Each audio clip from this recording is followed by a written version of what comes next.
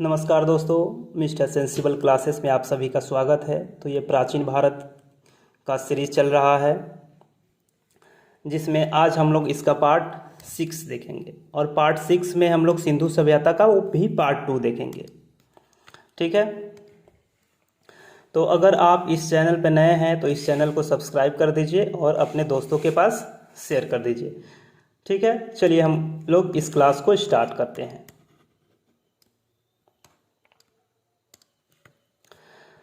तो सिंधु सभ्यता का जो अन्य महत्वपूर्ण स्थल है वो हम लोगों ने पार्ट 1 में देख लिया है। अब हम लोग पार्ट 2 में देखेंगे सिंधु सभ्यता के जो अन्य बचे हुए स्थल हैं उसके बारे में। तो अगला जो स्थल है वो है चंदहुदड़ो। चंदहुदड़ो की जो स्थिति है वो सिंध प्रांत में है जो पाकिस्तान में पड़ता है और ये जो है सिंधु नदी के किनारे है। सिंधु नदी के किनारे अन्य भी 3 स्थल थे। पहला में था मोहन जोदड़ो, उसके बाद चंदहुदड़ो और तीसरा जो था वो है कोटदीजी। तो हम लोग इसको एक ट्रिक के माध्यम से याद किए थे। कौन सा ट्रिक था? तो सिंधु मोहन चंदू को कोट दीजिए, सिंधु मोहन चंदू को कोट दीजिए। ठीक है, तो इस ट्रिक के माध्यम से हम लोग सिंधु नदी के किनारे बसे स्थलों को याद कर सकते हैं। सिंधु सभ्यता का जो ये स्थल है चंदहुदड़ो, उसका खोज 1931 ईस्वी में नन्नी गोपाल मजूमदार के द्वारा किया गया था, जिन्हें हम लोग एनजी मजूमदार भी कहते हैं। एनजी मजूमदार की जो हत्या है 11 नवंबर 1938 ईस्वी में कुछ डाकुओं के द्वारा कर दिया गया। चंदहुदड़ो का उत्खनन 1935 ईस्वी में अर्नेस्ट मैके के द्वारा किया गया था। चंदहुदड़ो का जो अन्य नाम है वो सिंधु सभ्यता का औद्योगिक नगर के नाम से हम लोग जानते हैं चंदहुदड़ो को। ठीक है, अगर पूछा जाएगा क्वेश्चन क्या आएगा, सिंधु सभ्यता का औद्योगिक नगर किस स्थल को कहा जाता है, तो वो है चंदहुदड़ो। चंदहुदड़ो को हम लोग सिंधु सभ्यता का औद्योगिक नगर के नाम से जानते हैं। चलिए हम लोग आगे आते हैं। सिंधु सभ्यता के चंदहुदड़ो स्थल से ही सौंदर्य प्रसाधन की वस्तुएं प्राप्त हुई हैं, जैसे लिपस्टिक की प्राप्ति, पाउडर की प्राप्ति, काजल के साक्ष्य मिला है, कंघा और उस तरह का भी साक्ष्य हमें चंदहुदड़ो से प्राप्त हुआ है। चंदहुदड़ो से ही वक्राकार ईंटों का साक्ष्य मिला है। झूकर झाकर संस्कृति जो प्राक हड़प्पा सभ्यता में प्रसिद्ध था उसका साक्ष्य मिला है। बिना किलेबंदी तथा सुरक्षा प्राचीर वाला शहर चंदहुदड़ो था। बिना दुर्ग का एकमात्र नगर जो है वो चंदहुदड़ो है। ठीक है, इतना ध्यान रखना है, जब दुर्ग ही नहीं रहेगा तो उसका किलेबंदी क्यों कराया जाएगा, उसका सुरक्षा प्राचीर क्यों लगाया जाएगा। तो बिना दुर्ग का जो एकमात्र नगर है वो चंदहुदड़ो है। यहाँ से सड़कों के दोनों तरफ पक्की ईंटों की नालियों का साक्ष्य मिला हुआ है। यहीं से मनके बनाने के कारखाने का भी साक्ष्य मिला है, जिसे बीट फैक्ट्री के नाम से जानते हैं। यहीं से भट्ठी के भी साक्ष्य मिला है। ठीक है, आगे हम लोग आते हैं। तो चंदहुदड़ो जो है औद्योगिक शहर होने के कारण यहाँ पर मुहर बनाने का भी कारखाना की स्थापना हुआ था। पाट बटखरे बनाने का भी कार्य यहाँ पर होता था।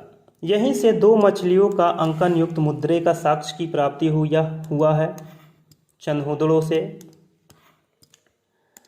ठीक है, मछली पकड़ने का कांटा की भी प्राप्ति यहीं से हुई है, जो तांबे का बना होता था, जिसे हम लोग बंसी के नाम से जानते हैं। यहाँ प्रमुख अवशेष देख लेते हैं। अलंकृत हाथी का खिलौना का अवशेष मिला है। कुत्ता द्वारा बिल्ली का पीछा करते हुए उसके पद्ध चिन्ह को दिखाया गया है चंदहुदड़ो में। ठीक,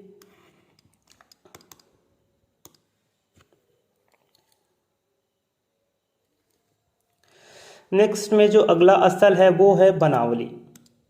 बनावली भी अत्यंत महत्वपूर्ण स्थल है जो हरियाणा के हिसार जिले में स्थित है। और नदी कौन सी है? तो रंगोई नदी, जो सरस्वती नदी की सहायक नदी है। वास्तव में जो रंगोई नदी है वो नदी नहीं है, सरस्वती नदी से निकला एक नाला है। ठीक है, अब सरस्वती नदी जो है वो सूख गई है, इसलिए बनावली का भी पतन हो गया है। बनावली में विशिष्ट जल संरक्षण प्रणाली का अभाव था, मतलब यहाँ पे कोई विशिष्ट जल संरक्षण की प्रणाली विकसित नहीं थी, इसलिए सिंधु नदी जल्दी से सूख गई और रंगोई एक नाला बनाया गया जिसके किनारे इसको बताया गया है। तो याद रखने के लिए आपको दोनों याद रखना पड़ेगा, रंगोई नदी भी और कहीं कहीं आपको देखने को मिलता है सरस्वती नदी भी। बनावली का खोज 1974 ईस्वी में रविंद्र चंद्र बिष्ट के द्वारा किया गया था। इसका अन्य नाम भी है, जैसे हम लोग चंदहुदड़ो को देखे हैं वैसा ही इसका भी अन्य नाम है। तो इसे हम लोग समृद्ध लोगों का शहर कहते हैं, या फिर विद्वान या धनाढ़ियों के शहर के नाम से हम लोग बनावली को जानते हैं। कालीबंगन के जैसे ही बनावली से भी हड़प्पा के तीनों स्तर के साक्ष्य मिले हैं। प्राक, विकसित और उत्तर हड़प्पा के साक्ष्य की प्राप्ति बनावली से भी प्राप्त होती है। यहाँ की जो सड़कें थी नगर को तारांकित भागों में विभाजित करती थी। यहीं से धोवन पात्र, जिसे हम लोग वॉश बेसिन कहते हैं, उसकी प्राप्ति हुई है। मातृ देवी की लघु मृण मूर्तियों की भी प्राप्ति हुई है। तिल या सरसों का ढेर मिला है, जौ के अवशेष मिले हैं, मिट्टी का हल मिला है, कार्नेलियन के मनके मिले हैं, तांबे के वनाग्र मिले हैं तथा धनाढ़ व्यापारी का भवन भी मिला है। सिंधु घाटी सभ्यता को आर्यों से पूर्व रखने का कारण क्या है? तो इसका कारण है मृदभांड का प्रयोग। सिंधु घाटी सभ्यता में मृदभांड का प्रयोग होता था। मूर्ति पूजा का आरंभ आर्यों के पूर्व ही शुरू हो गया था। यहाँ के लोगों का विश्वास मातृशक्ति में था, और इसके बाद जो वैदिक सभ्यता आएगा उस सभ्यता में के लोगों का जो विश्वास होगा वो पितृशक्ति पर होगा, क्योंकि वो पितृसत्तात्मक था और सिंधु सभ्यता मातृसत्तात्मक था। ठीक है, चलिए नेक्स्ट वाले स्थल पे आते हैं हम लोग। नेक्स्ट वाला जो स्थल है वो है सुरकोतदा है। इसका स्थिति गुजरात के कच्छ जिले में है। खोज एवं उत्खनन 1964 ईस्वी में जगपति जोशी के द्वारा किया गया था। यहाँ से 4 कलश अवधान की प्राप्ति हुई है। तराजू के पलड़े, शॉपिंग कम्प्लेक्स, घोड़े के हड्डियों की प्राप्ति सुरकोतदा से हुआ है। शिला से ढकी हुई कब्र की प्राप्ति हुई है। पत्थर की चिनाई वाले भवन हैं तथा इसे पत्तन नगर भी कहते हैं। मतलब ये लोथल के जैसे ही बंदरगाह है, सिंधु सभ्यता का बंदरगाह है सुरकोतदा, जो गुजरात के कच्छ जिले में स्थित है। ठीक है, नेक्स्ट में हम लोग आते हैं। अगला जो स्थल है वो है रोपड़। रोपड़ पंजाब के रोपड़ जिला में स्थित है। सतलज नदी के बाएं तट पर स्थित है। इसका खोज 1950 ईस्वी में बीबी लाल के द्वारा किया गया था और उत्खनन 1953-54 में यज्ञदत्त शर्मा के द्वारा किया गया था। याद है ना, भोला सतलज रो पड़े यानी कि सतलज रो पड़े। तो सतलज नदी के किनारे रोपड़ सिंधु सभ्यता का स्थल है और ये पंजाब के रोपड़ जिला में ही है। एक दधेरी परवर्ती पूरा स्थल है जो पंजाब में पड़ता है, ये भी ध्यान रख लेंगे।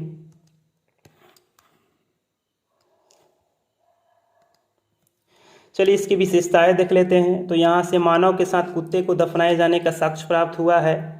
जो पिछले वाले क्लास में हम लोगों ने बुरजहोम और कश्मीर में जो प्राप्त हुआ था कि मानव के साथ कुत्ते को भी दफनाया गया था। स्वतंत्रता प्राप्ति के पश्चात उत्खनित प्रथम स्थल है रोपड़।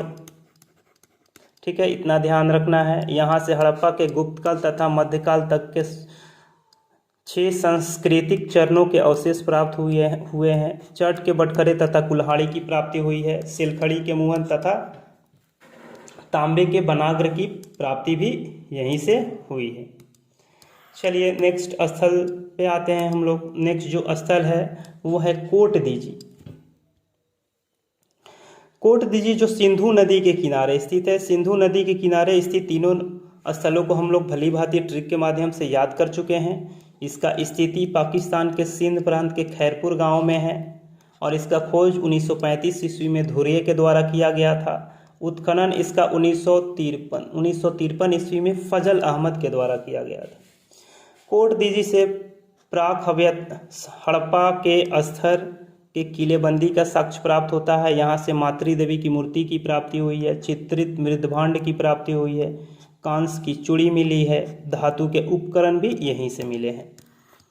ठीक है, उसके बाद जो अगला स्थल है जो पीछे हम लोगों ने छोड़ दिया था वो है मोहनजोदड़ो, और ये सिंधु सभ्यता का सबसे महत्वपूर्ण स्थल है। ठीक है, सबसे ज़्यादा सिंधु सभ्यता के जो क्वेश्चन बनते हैं वो मोहनजोदड़ो से ही बनते हैं। तो चलिए हम लोग मोहनजोदड़ो के बारे में स्टडी आगे स्टार्ट करते हैं। इसका स्थिति देख लेते हैं। तो इसका स्थिति जो है सिंध प्रांत में पाकिस्तान में पड़ता है और यह पाकिस्तान के लरखने ज़िले में है। ठीक है, सिंधु, और ये जो स्थल है वो सिंधु नदी के दाएं तट पर स्थित है। इसका खोज 1922 ईस्वी में रखाल दास बनर्जी के द्वारा किया गया था और उसके बाद इसका उत्खनन विभिन्न इतिहासकारों ने कराया है। 1922 से 27 तक तो रखाल दास बनर्जी एवं सर जॉन मार्शल के द्वारा किया गया। ठीक है, और पता लगा कि ये सिंधु सभ्यता का मोहनजोदड़ो स्थल है। 1927 से 31 तक J.H. मैके के द्वारा इसका उत्खनन कराया जाता है। 1963 में J.F. डेल्स के द्वारा भी इसका उत्खनन होता है। आगे देख लेते हैं कि मोहनजोदड़ो का अन्य नाम क्या क्या था। प्रत्येक शहर, मोहनजोदड़ो का जो प्रत्येक शहर है उसका कोई ना कोई अन्य नाम है। तो मोहनजोदड़ो का जो अर्थ होता है वो मृतकों का टीला होता है, जो सिंधी भाषा में है। मोहनजोदड़ो को स्तूपों का शहर कहा जाता था, सिंध का नखलिस्तान कहा जाता था, रेगिस्तान का बगीचा कहा जाता था। सिंधु सभ्यता का आध्यात्मिक शहर भी हम लोग मोहनजोदड़ो को ही कहते हैं। ठीक है, आगे हम लोग देखेंगे। तो सिंधु सभ्यता का जो दूसरा सबसे बड़ा जो स्थल है, दूसरा जो है सबसे बड़ा स्थल है वो है मोहनजोदड़ो है। अब कहेंगे दूसरा सबसे बड़ा स्थल है तो पहला कौन है, तो पहला है राखीगढ़ी जो भारत में पड़ता है। देखिए पहले क्या था, 2014 से जो पहले था वो मोहनजोदड़ो सबसे बड़ा स्थल था। बाद में 2014 में राखीगढ़ी के कुछ 2 स्थल और खोजे गए हैं, जिसके अनुसार सिंधु सभ्यता का जो सबसे बड़ा स्थल है वो है राखीगढ़ी। और राखीगढ़ी का क्षेत्रफल 500 हेक्टेयर है और मोहनजोदड़ो का जो क्षेत्रफल है वो 300 हेक्टेयर है। ठीक है, इससे हम लोग को पता चल सकता है कि सिंधु सभ्यता का बड़ा स्थल कौन है। तो राखीगढ़ी भारत के साथ साथ सिंधु सभ्यता का भी सबसे बड़ा स्थल है। सर्वाधिक जनसंख्या वाला स्थल मोहनजोदड़ो है। सर्वाधिक कुएं की प्राप्ति भी मोहनजोदड़ो से हुई है।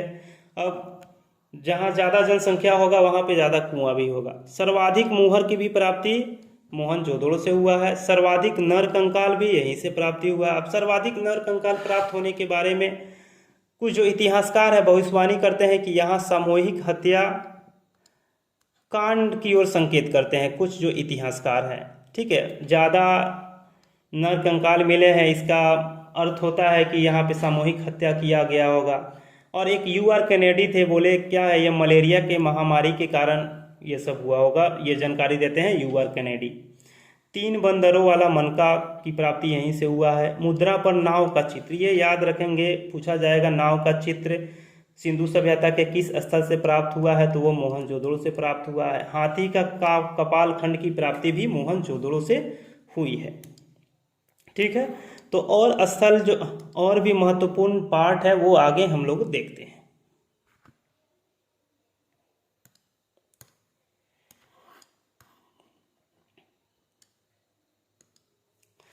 तो सिंधु सभ्यता के हड़प्पा नहीं, मोहनजोदड़ो से ही सबसे बड़ी इमारत की प्राप्ति होती है। सिंधु सभ्यता का जो सबसे बड़ा जो इमारत था वो विशाल अन्नागार था, ये रामशरण शर्मा के अनुसार। मोहनजोदड़ो की जो सड़कें थी वो 9.15 मीटर चौड़ी थी।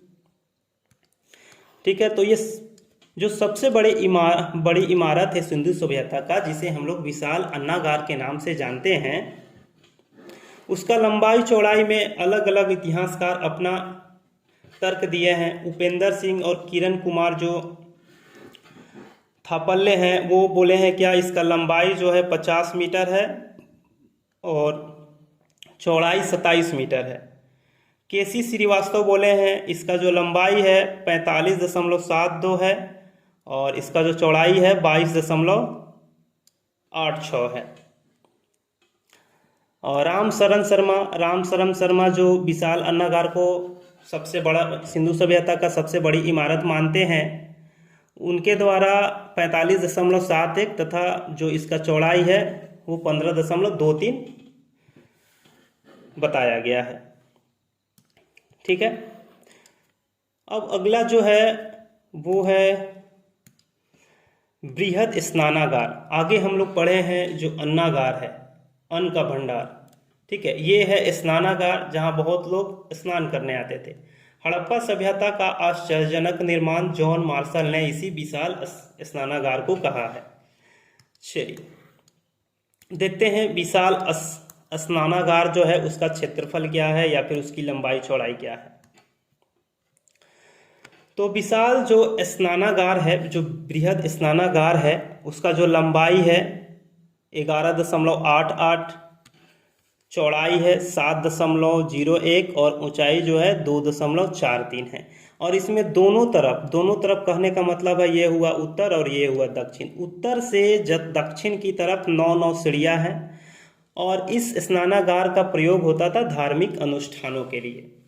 ठीक है, उत्तर से लेकर के दक्षिण तक इसका जो है दोनों तरफ 9 सीढ़ी हैं। ये 9 सीढ़ी हो गए और ये 9 सीढ़ी हो गए।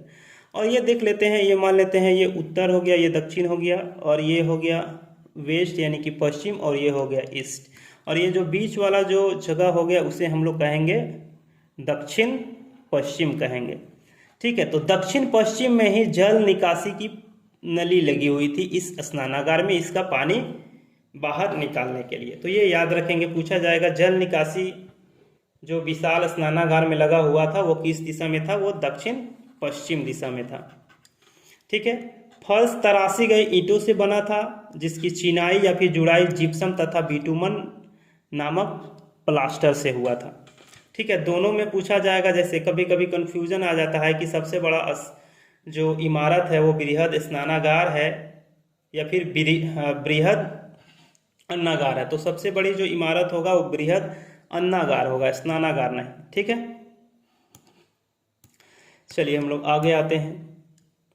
तो सिंधु सभ्यता से ही, सिंधु सभ्यता के जो मोहनजोदड़ो है यहाँ से नर्तकी की एक मूर्ति प्राप्ति हुई थी जिसका जो लंबाई है वो 10.5 मीटर लंबी है। ठीक है, वो 10 मीटर नहीं है, सेंटीमीटर इसका लंबाई है। और ये जो मूर्ति था वो कांस्य का बना हुआ था, आभूषण पहने, ये जो मूर्ति था वो नग्न महिला की मूर्ति थी। बाएं हाथ कलाई से कंधे तक चूड़ियों से भरा हुआ था। तो जो ये नर्तकी की जो मूर्ति है, इनका जो बायां हाथ जो था वो कलाई से लेकर के कंधे तक चूड़ियों से भरा हुआ था। घुंघराले बाल पीछे की ओर जूड़े से बंधे हुए थे। भाव शून्य प्रतिमा था, मतलब कोई भाव नहीं था इस प्रतिमा में। और ये जो प्रतिमा था वो प्रोटो-ऑस्ट्रेलॉइड या काकेशियन प्रजाति का था और सिंधु सभ्यता में आने वाली प्रथम जनजाति इसको हम लोग कहते हैं, प्रोटो-ऑस्ट्रेलॉइड को। 1926 ईस्वी में अर्नेस्ट मैके ने इसका खोज किया हुआ था। मार्शल ने इसे डांसिंग गर्ल या फिर आदिवासी महिला कहा है। पिगट महोदय ने इसे बलूची नारी कहा है तथा ठाकुर प्रसाद वर्मा ने इसे पार्वती की मूर्ति बताया है जो अभी नेशनल म्यूजियम में स्थित है।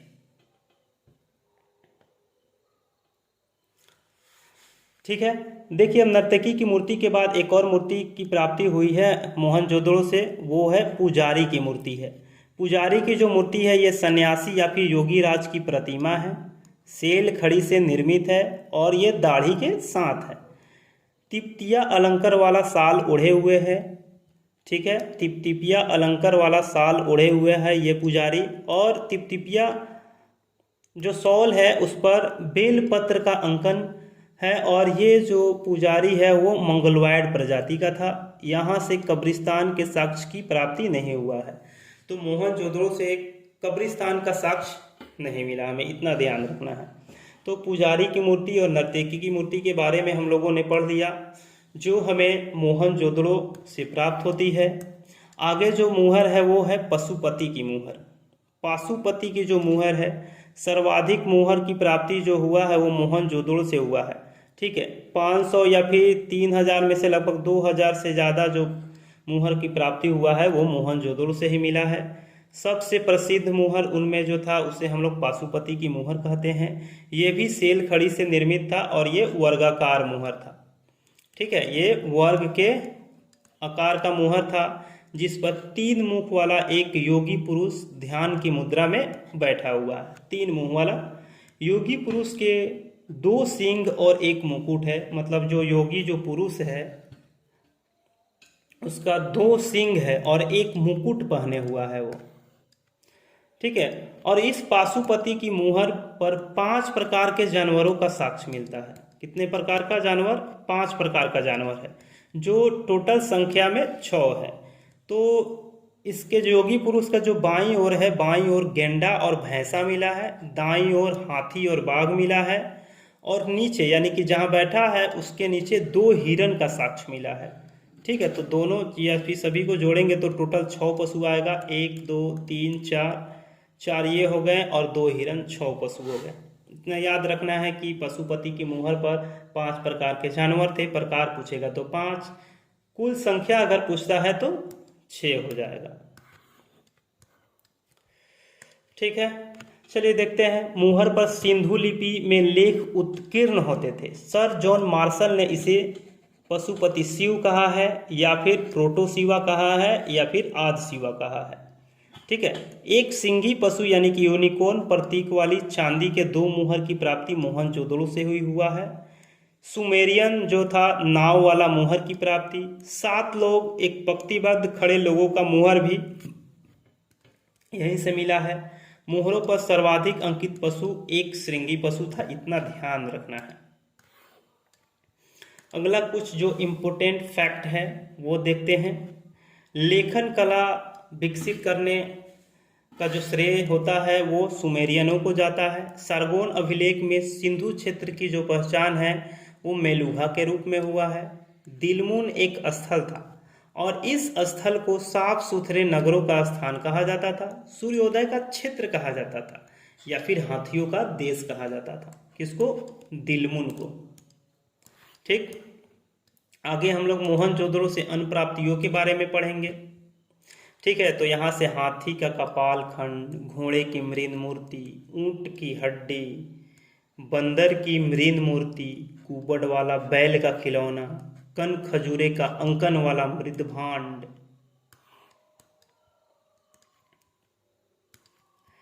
तांबे के पात्र में सोने की वस्तु, बकरे का पीछा करते चाकू लिए व्यक्ति का साक्ष्य, बहुमंजिला इमारत, 8 कक्षों वाला स्नानागार, तांबे की हेयर पिन,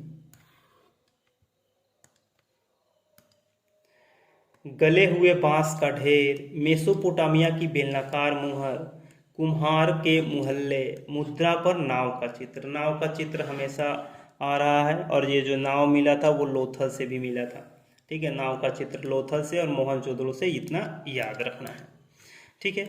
आगे कुछ छूट तो नहीं रहा है, इसमें देख लेते हैं क्या कुछ छूटा तो नहीं ना है। हाँ, ये एक बताना हम भूल गए हैं कि जो बृहद स्नानागार था उसका जो लंबाई था, लंबाई 33 मीटर था। बृहद स्नानागार का नहीं, उसके जो बाहर जो क्या कहते हैं 4 दीवारी लगाया गया था उसका है 33 मीटर, और इसका जो चौड़ाई था वो 55 मीटर था, ठीक है। लेकिन स्नानागार का लंबाई, चौड़ाई और ऊंचाई पूछेगा तो ये होगा, जिसमें 9 सीढ़ी था और धार्मिक अनुष्ठान के लिए इसका प्रयोग होता था, ठीक है। ये छूट गया था, इसको मैंने बता दिया। अब आगे आते हैं, तो मोहनजोदड़ो की कुछ अन्य प्राप्तियों के बारे में भी हम लोग पढ़ लेते हैं। तो इतना मोहनजोदड़ो से याद रखना है, ठीक है। तो जो अगला स्थल है वो है राखीगढ़ी। राखीगढ़ी जो है हरियाणा के हिसार जिले में स्थित है, घग्घर नदी के किनारे है। 1969 ईस्वी में इसका खोज सूरजभान व आचार्य भगवान देव ने किया था। साक्ष्य देख लेते हैं, यहाँ से तांबे की उपकरण की प्राप्ति हुई है, सेंधा लिपि में लिखित मुहर की भी प्राप्ति हुई है, ठीक है। यहाँ से हड़प्पा की तीनों अवस्थाओं की भी प्राप्ति हुआ है। कहाँ से? तो राखीगढ़ी से। अब तीनों अवस्था देख लेते हैं, कहाँ कहाँ क्या क्या कितना कब कब अवस्थाएं था। तो पहला जो हड़प्पा की अवस्था था वो प्राक हड़प्पा काल था, विकसित हड़प्पा दूसरा था, तीसरा था उत्तर हड़प्पा था। जो प्राक हड़प्पा काल था उसे ग्रामीण संस्कृति कहा जाता था। जो विकसित था यानी कि विकसित हड़प्पा सभ्यता जो था वो नगरीय था। बाद में हड़प्पा सभ्यता का विनाश होने लगा, पतन होने लगा, तो ये ग्रामीण संस्कृति के नाम से जाना गया, ठीक है। ये तीनों प्राक का काल है ये 3200 ईस्वी पूर्व से 2600 ईस्वी पूर्व, विकसित वाला 2600 ईस्वी पूर्व से 1900 ईस्वी पूर्व, उत्तर वाला जो है 1900 ईस्वी पूर्व से 1300 ईस्वी पूर्व, जो ग्रामीण सभ्यता। आर्यों के आक्रमण से सिंधु सभ्यता का विनाश हो गया, पतन हो गया। उसके बाद आर्यों ने अपनी एक नई सभ्यता शुरू की जिसे हम लोग वैदिक सभ्यता के नाम से जानते हैं। कुछ अन्य स्थल भी हैं जो सिंधु सभ्यता के हैं, जैसे दैमाबाद से धातु की गाड़ी मिली है, सुतकांगेडोर से तांबे की कुल्हाड़ी मिली है, सुतका से परिपक्व बस्ती तथा विलासिता की वस्तु की प्राप्ति हुई है, कुनाल स्थल से चांदी की 2 मुकुट मिला है, मिथातल से चांदी का बर्तन तथा लंबी लंबी सुराहियां मिली है। उसके बाद ये जो रोजदी है, रोजदी से मुकुट की प्राप्ति हुई है और गेहूं के साक्ष्य मिला है। देसलपुर से विशाल दीवार वाला भवन की प्राप्ति हुई है। नौसारो स्त्री के मांग में सिंदूर का साक्ष्य नौसार से प्राप्ति हुई है। ठीक है, अब देख लेते हैं कुछ अन्य प्रश्न जो सिंधु सभ्यता से पूछे जाते हैं जो बहुत ही महत्वपूर्ण हैं। जैसे सिंधु सभ्यता का जो प्रमुख खेल था वो क्या था? वो पासा था। यहाँ से शेर का अवशेष की प्राप्ति नहीं हुआ है। सिंधु सभ्यता के लोग तलवार से परिचित नहीं थे, यानी कि तलवार का ज्ञान इन लोगों को नहीं था। शेर का भी साक्ष्य यानी शेर का अवशेष की भी प्राप्ति यहाँ से नहीं हुआ है। घोड़ा और गाय का चित्र भी यहाँ से नहीं हुआ है। सिंधु सभ्यता से घोड़े और गाय का चित्र। ठीक है, सिंधु जो लिपि है वो दाईं ओर से बाईं ओर लिखी जाती है, भाव चित्रात्मक होती है और इसमें लगभग 400 से 500 संकेत हैं। सिंधु सभ्यता के लोग सर्वाधिक पूजा मातृ देवी का करते थे, जिसे उर्वरता का देवी भी मानते थे ये लोग। और दूसरे नंबर में जो पूजा में आने वाले जो देव हैं वो पाशुपति शिव हैं। यहाँ लिंग तथा योनि की प्रतीक पूजा भी करते थे। तंत्र मंत्र भी प्रचलित है। यहाँ सती प्रथा, प्रदा प्रथा तथा दास प्रथा प्रचलित नहीं था। ठीक है, आगे हम लोग देखते हैं कुछ प्रमुख धातु है जिसकी प्राप्ति सिंधु सभ्यता से हुई है। ठीक है, इसको याद करने का ट्रिक भी लिख लीजिएगा ना। सोचता सी और टी। सो से हो जाएगा सोना, जिसकी प्राप्ति कर्नाटक एवं अफगानिस्तान से होती थी। च से हो जाएगा चांदी, जिसकी प्राप्ति अफगानिस्तान एवं ईरान से होती थी। ता से हो जाएगा तांबा, जिसका प्राप्ति खेतड़ी जो राजस्थान में पड़ता है यहाँ से और ईरान से होता था। सी से हो जाएगा सीसा, जिसकी प्राप्ति ईरान से होती थी। टी से हो जाएगा टीन की प्राप्ति अफगानिस्तान और ईरान से होता था। एक और जो धातु है गोमेद की प्राप्ति सौराष्ट्र से होती थी। ठीक है, आगे हम लोग पढ़ेंगे सिंधु सभ्यता के पतन के कारण, यानी कि किस कारण से सिंधु सभ्यता का पतन हो गया। ठीक है, तो इसके प्राचीन अवशेषों से पता चलता है कि इसका जो पतन है वो लगभग 2000 ईस्वी पूर्व से 1000 ईस्वी पूर्व के बीच में हो गया और यह नगरीय सभ्यता पहले था और इसका पतन होने के बाद ये ग्रामीण सभ्यता में बदल गया। ठीक है, बहुत सारे इतिहासकार हैं जो इसके पतन का अन्य बहुत से कारण बताए हैं, उस कारण को देखेंगे। तो विद्वान पहला जो है वो चाइल्ड है और वीहर है। इन्होंने बताया है कि सिंधु सभ्यता का पतन बाह्य कारणों से या फिर बाढ़ के कारणों से या फिर आर्य के आक्रमण के से इस सभ्यता का पतन हो गया। मार्शल मैके और एसा राव ने सिंधु सभ्यता के पतन का कारण बाढ़ को बताया है। ऑरेल स्टेइन और अमलानंद घोष ने जलवायु परिवर्तन को बताया है कि जलवायु परिवर्तन के कारण सिंधु सभ्यता का विनाश हो गया। नदी मार्ग परिवर्तन माधव स्वरूप वत्स और लेम्ब्रिक ने बताया है। दयाराम साहनी ने बताया है कि भूतात्विक परिवर्तन के कारण सिंधु सभ्यता का पतन हो गया। उसके बाद U.R. कैनेडी ने कहा है महामारी के कारण सिंधु सभ्यता का पतन हो गया, यानी कि यहाँ पे मलेरिया नामक महामारी फैली हुई थी। जॉन मार्शल ने कहा है कि प्रशासनिक शिथिलता के कारण सिंधु सभ्यता का पतन हो गया। अब हम लोग देख लेते हैं कि सिंधु सभ्यता की कुछ जो देन है वो कौन कौन सा सिंधु सभ्यता से हमें प्राप्त होती है। तो दशमलव पद्धति पर माप तोल की जो प्रणाली थी वो हमें सिंधु सभ्यता से प्राप्त होती है। नगर नियोजन, सड़क तथा नालियों की व्यवस्था की प्राप्ति भी यहीं से हमें प्राप्त हुआ है।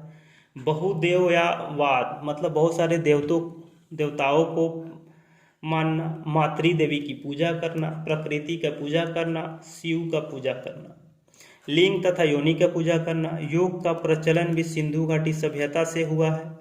स्वस्तिक का भी प्राप्ति यहीं से हुआ है। तंत्र मंत्र भी यहाँ फेमस था। बहुफसली कृषि भी यहीं से हम लोग सीखे हैं। यहीं पे अग्नि पूजा भी होता था, मोहर का प्रयोग होता था और सबसे ज़्यादा मोहर मोहनजोदड़ो में मिला है। बाह्य एवं आंतरिक व्यापार भी होता था और आभूषणों का प्रयोग भी सिंधु सभ्यता में होता था। ठीक है, कुछ महत्वपूर्ण फैक्ट देख लेते हैं सिंधु सभ्यता के बारे में। इसके जो एक स्थल है जिसका नाम है धौलावीरा, ये कादिर द्वीप पर स्थित है। एलिफेंटा जो गुफा है वो घारापुरी द्वीप पर स्थित है। बीना दुर्ग का स्थल चनहुद्रो को कहा जाता है। और सिंधु लिपि को तमिल में बदलने वाले जो इतिहासकार थे या जो लेखक थे उनका नाम था रेवरेंड हैरिस था। ठीक है, आगे कुछ जो महत्वपूर्ण फैक्ट है। सिंधु घाटी का मैनचेस्टर, तो मैनचेस्टर लोथल को कहा जाता है। लोथल जो है सिंधु सभ्यता का सबसे छोटा स्थल है और राखीगढ़ी सबसे बड़ा स्थल है। शैलकृत स्थापत्य कला का प्रमाण भी धौलावीरा से मिलता है। हस्तिनापुर, तक्षशिला और कौशाम्बी। हस्तिनापुर का जो खोज है 1950-52 में बीबी लाल ने किया था। तक्षशिला का खोज 1913-14 में जॉन मार्शल ने किया था। कौशाम्बी का खोज 1936-37 में एनजी मजूमदार ने किया था। अब हम लोग देख लेते हैं आगे कुछ कि सिंधु सभ्यता का क्षेत्रफल के अनुसार स्थल कौन है। तो पहला जो स्थल है वो राखीगढ़ी है, 530 hectare. Mohenjodaro 300 hectare. Harappa 150 hectare और धौलावीरा 100 हेक्टेयर। इस हिसाब से सिंधु सभ्यता का जो सबसे बड़ा स्थल है वो है राखीगढ़ी। क्षेत्रफल के अनुसार सिंधु सभ्यता का राखीगढ़ी स्थल भारत के साथ साथ पूरे सिंधु सभ्यता का सबसे बड़ा स्थल है। उसके बाद मोहनजोदड़ो है। पहले हम लोग सिंधु सभ्यता का सबसे बड़ा स्थल मोहनजोदड़ो को याद रखते थे, लेकिन बाद में 2014 में इसके 2 टीले की खोज की गई, जिसके अनुसार राखीगढ़ी सबसे बड़ा नगर हो गया सिंधु सभ्यता का। ठीक है, तो यहाँ पर सिंधु सभ्यता संपूर्ण रूप से समाप्त होता है। इस क्लास को देखते टाइम पेन पेपर लेकर के बैठिए, जो भी आगे किया जा रहा है उसको नोट कर लीजिए। पीडीएफ, तो पीडीएफ जो है क्लास के अंत में आपको टेलीग्राम चैनल पे उपलब्ध करवा दिया जाएगा और टेलीग्राम का जो लिंक है वो कमेंट बॉक्स में पिन कर दिया जाएगा। ठीक है, अगला जो पार्ट है वो वैदिक सभ्यता स्टार्ट होगा और ये जो प्राचीन भारत का सीरीज चल रहा है इसके साथ साथ ही मैं आधुनिक भारत का भी सीरीज स्टार्ट कर रहा हूँ। ठीक है, तो ये चैनल को सब्सक्राइब कर लीजिए और अपने दोस्तों के पास शेयर कर लीजिए।